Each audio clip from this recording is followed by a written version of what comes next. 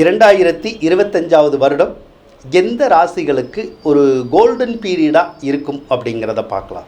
அதாவது பொற்காலம் அப்படின்னு சொல்கிறோம் இல்லையா, அதை நம்ம பார்க்கலாம். பொற்காலம் அப்படின்னா என்னது?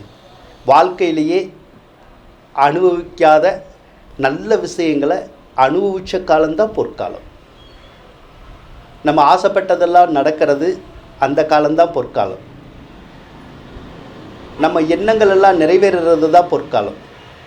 நமக்கு நிறைய பணம் கிடச்சி, நிறைய செல்வம் செல்வாக்கியம் கிடச்சி, சொத்து சுகம் கிடச்சி, பேரு புகழ் கிடச்சி, ஒரு அருமையான வாழ்க்கையை, கவலைகளற்ற வாழ்க்கையை வாழ்கிறதுக்கு பேர் தான் பொற்காலம் அப்படிங்கிறது.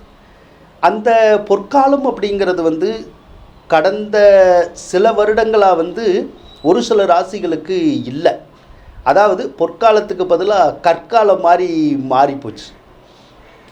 அந்த கற்காலமாக மாறின 3 ராசிகள் எது அப்படின்னா மேசராசி, தனுசு ராசி, ரிஷபராசி. இந்த 3 ராசிகளுக்குமே ஒரு காலத்தில் மிகப்பெரிய லெவலில் இருந்தாங்க.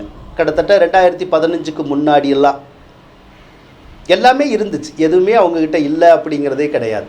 ஆனால் 2015க்கு பின்னாடி படிப்படியாக ஒரு சிலருக்கு 15ல் வீழ்ச்சி, ஒரு சிலருக்கு 18, 19ல் வீழ்ச்சி, ஒரு சிலருக்கு 20, 21வது வருஷத்தில் வீழ்ச்சி, இப்படியெல்லாம் தொடர்ந்து வந்திருந்திருக்கும்.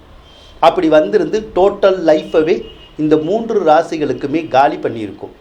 சரி, இப்போ இந்த 3 ராசிகளுக்கும் இந்த 2025வது வருடம் ஒரு பொற்காலமாக அமைய போகுதுங்க.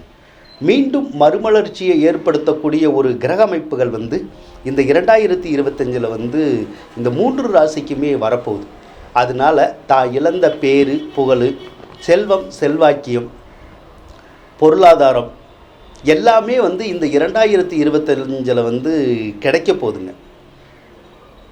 அதனால் மேசராசி, தனுசு ராசி, ரிஷபராசி கவலைப்படுறதவே விட்டுருங்க.